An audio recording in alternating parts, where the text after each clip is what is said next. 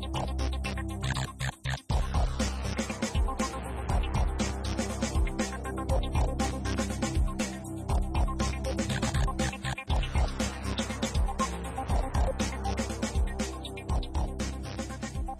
folks, and welcome to episode 2 of Passive Aggressive Film Reviews. I'm Nathaniel Barrett Moore. And I'm Richard Shittlebob. Hello Richard, how you doing?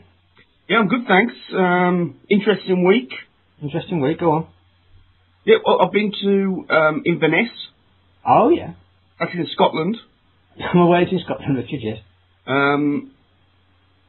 Just like a media bash at the Art Centre in Inverness. Okay. Have you ever been? I've not been to Inverness myself, no I haven't, so we're looking forward to hearing all about it. Have you been to Scotland? I've been to Scotland once before, yes, but I only went to the Highlands. Well, Inverness is the Highlands. No, but it's not actually in the middle of the mountainside where I went to stay. Oh, I see. Okay, yeah. Okay. Where did you go? We just went camping in the Highlands for a weekend. Did a bit of mountain climbing. Kind of plenty of fresh air and exercise and kind of pumping your lungs and all that. It was a really, really nice weekend. But anyway, let's hear about your week. Well, obviously I've heard quite a lot about Scotland and the scenery and the hospitality, all that kind of thing. Okay. One particular boast that I heard was a particular railway line that runs from Inverness northwards. Is considered to be in the top 5 most beautiful rail journeys on Earth. Oh, that sounds beautiful. Okay. It's remarkable, isn't it? It is.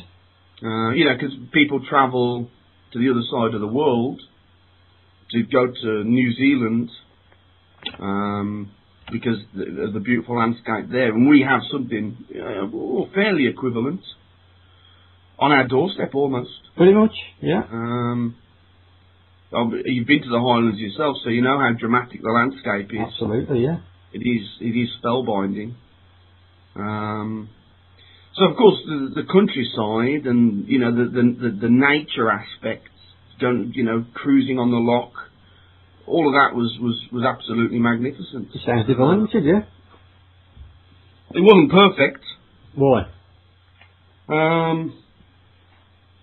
Well, I was only there for 4 days, but I've got to say it made me proud to be English. Why? What have you got against the Scots, Richard? Well, nothing tangible that I can put my finger on. But of course, the Scots only exist because Daddy allows them to.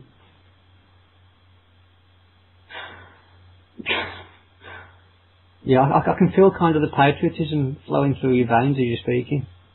Well, it's not patriotism. Is it a sense of imperialism that you were talking about last week? Did you get that kind of same sense? I certainly felt proud. I felt noble. I felt superior, awash with all sorts of different emotions. Okay. Such as what? When you say awash with emotions? Yes, well, I felt that my blood, as it ran through my veins, was naught but English. English blood flowing through my veins. Well, you're sounding quite a patriotic stroke racist there, Richard, if I may say so. How is it racist to enjoy the fact that I'm English? I am English. How is it racist to enjoy that fact? The word noble that you're using, Richard, it's a strange word to use. As if you're kind of superior to the Scots in some way, you felt proud, which is, I kind of understand, I guess, in some limited way, but noble. Absolutely, I felt noble. Are you you say that for some reason you feel almost superior. No, I didn't say I feel to the Scots. Well, yes, I do. I do feel superior to the Scots. Okay. Absolutely, I do. And because there's nothing wrong with that, and that is not a racist attitude. Is that because of the you feel some sense of pride because of the victories that we've had in battles against the Scots, and is there some sort of pride born of that? Let me tell you something. Yeah, go on, tell me something. Unlike you, I have watched Braveheart 10 times. Right, okay. You're right. And I think that's all that you need to know about where my sense of pride and nobility comes from. Well, I mean, let's just be grateful that you grace the Scottish land with your presence. It seems to me that you are one of these wishy-washy liberal types who is actually ashamed of your own heritage. I'm not ashamed of it, Richard. I'm not ashamed of it at all. I just didn't have any part to play in it, so how can I have any opinion on it? I'm going to give you an example now of something that happened whilst I was in Inverness. This is a real-life example of why I'm proud to be English, not Scottish. I'm all ears. Can't wait. Ready? Yeah, I'm ready. This is absolutely genuine. Go for it. The Scots talk to you whilst you are sitting on the toilet. Is that as a whole nation? Or was it just one piss bloke who walked into the toilet, mate? It was several individuals. Oh, okay. Now, as you know, I am something of a people person. But I do consider myself to be a private defecator. That's fair enough. Everyone's entitled to his private time while defecating. I simply like to shed my load in total solitude. That's my preference. Mm-hmm. It's not a spectator sport. Indeed not. Scots people talk to you, try to engage you in conversation whilst you are passing motion. Well, did you try and address that problem? Okay. I was absolutely terrified. Was you terrified, really? I was scared witless. Well, I'm just thinking off the top of my head, Richard. I mean, maybe some line of, polite kind of statement saying, "Excuse me, mate, I'm on the toilet. I'd rather you not talk to me at this moment. Thank you." Might have sorted out the problem. Well, I didn't have the...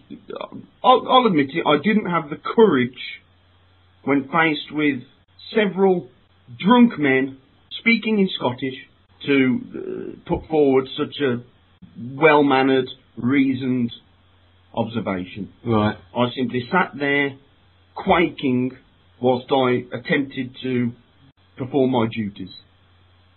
I just wouldn't want these episodes to taint your viewpoint to such a degree, Richard, that you resent all Scotch people because you had two or three of them walk into the toilet while you're using the facilities. It seems a harsh judgment. I'm going to give you another example of something that happened. Yeah. I almost got into a fight with a Scottish man. Really? Absolutely, and as you know, I'm not really one for physical altercations. Absolutely not. No. I avoid them at all costs. Mm-hmm. I will run. I will run rather than fight. And this Scottish man, he tried to talk to me. I couldn't understand a single word that he was saying, and I had to ask him. So strong. I beg your pardon? Because his accent was so strong. Because of his accent. Yeah. Okay. And I had to ask him to repeat himself 3 times. Okay. Now, I began to lose patience with him for his lack of diction. Right. And I told him that he wasn't actually capable of speaking English. And he was just making animalistic noises, like a pig at a recently filled trough. He took exception to this. Did he? And threatened me with physical violence. And I had to flee. Now, if that's not unreasonable, I don't know what is. What, unreasonable on his part or yours? On his part, of course. I made a simple observation based on his inability to articulate, and he threatened violence. Well, not even in hindsight. I was appalled. Not even in hindsight, Richard, could you not possibly recognise that it was a slightly inflammatory remark to make to someone? I can't be blamed for other people's lack of education. I don't think education had anything to do with it, did it? It was just that this particular gentleman had a particularly strong accent that was, yes, maybe difficult to understand, but to tell him that he couldn't speak English and to imply he was some sort of idiot was a little bit over the top, I would suggest. Educated people, such as myself, speak without an accent. When I speak, people are completely unaware of which part of the country I hail from. That's true. Because of my flawless, clipped, precise delivery of the Queen's English. You've got a very clear accent, that's absolutely I know. correct. And that comes purely down to education. If you say so, Richard. So, that was Scotland. Yeah. I won't be returning in a hurry. Okay. It's a shame. Now, on to other matters. Yeah. You remember last week you were enthralling us with your adventure escapades, sexual or otherwise, when you went on a couple of dates. I remember that conversation, Richard, yes. Yeah, and we had the lovely Leslie that you discussed. You took her to an Italian, and then to use your words, not mine, the camp little Jeff.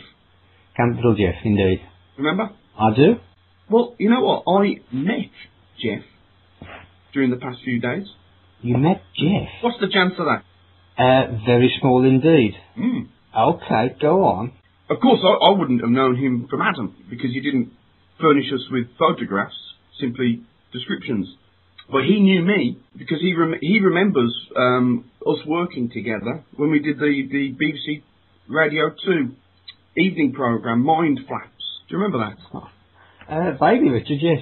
No, he was the Jeremy Kyle of its day, only on radio. Controversial, yeah. Well, it was Mind Flap, wasn't it? So viewers would call in and they would post their thoughts through the Mind Flap, and then we would discuss them. Okay, yes, I remember it. Now, some listeners to the podcast may not be aware of it. We had 3 good years, nothing but entertainment, but we're actually taken off air in an eerie foreshadowing of the Russell Brand, Jonathan Ross Saxgate incident. Mm. We were hoisted off air, most unexpectedly, when a caller phoned in to deposit her thoughts through the Mind Flap, and she described in detail how she once defecated, and that her matter was an exact replica of Anita Dobson. Didn't go down well. Well, understandably, let's say. To be fair, I was annoyed at the time, but through reflection, I can see why the bosses weren't happy about it. But Jeff recognised me from Mind Flap. Okay. And was rather eager to talk, because he'd listened to the first podcast, and he was absolutely livid with what you'd said. Mm. Do I justify myself here or not, or do I eat some humble pie? Perhaps I have to eat some humble pie, Richard. We're all kind of learning in life, aren't we? Well, and maybe it was the wrong decision of mine to discuss my personal life and how I lead it, and particularly details of conversations on the open air. So, Jeff, if you're listening, I really apologise for any offence I may have caused you. I was wrong to detail the nature of our contact, and I retract anything that I said last week. Well, that's a fine gesture, Nathaniel, but Jeff's actually given me a statement